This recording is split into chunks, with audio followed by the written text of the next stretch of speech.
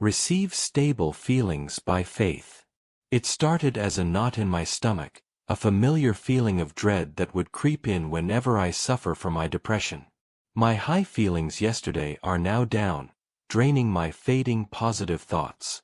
Combined anger and fear were a constant companion, whispering doubts in my ear. What if you can't make it?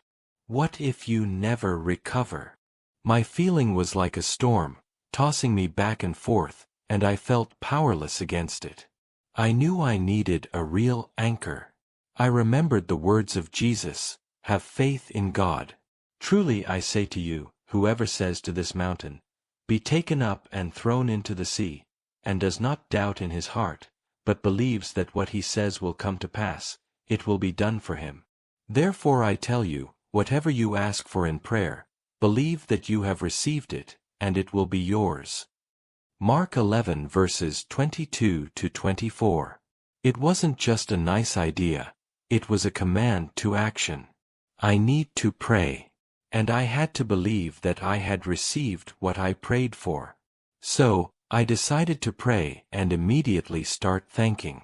Instead of merely praying, "God, please heal me from my depression," I began to pray, "Thank you, God, for answering my prayer and delivering me from my emotional disorder.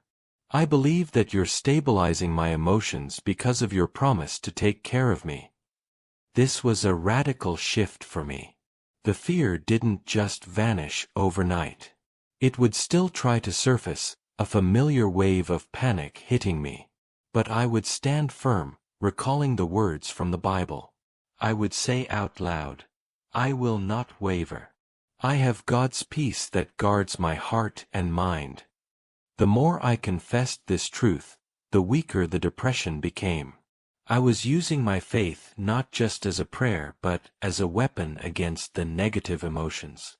I stopped looking at my feelings as a source of stress and started seeing them as an opportunity to seek God and declare His provision.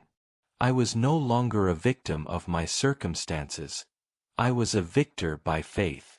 My confidence wasn't in my own ability to become normal, but in His power to heal me. By holding on to His word, I wasn't just hoping for a miracle, I was living in the assurance of one. The depression began to fade, replaced by a deep, unexplainable peace. It was the peace that comes from believing that I had already received what I asked for, even before I saw the physical evidence.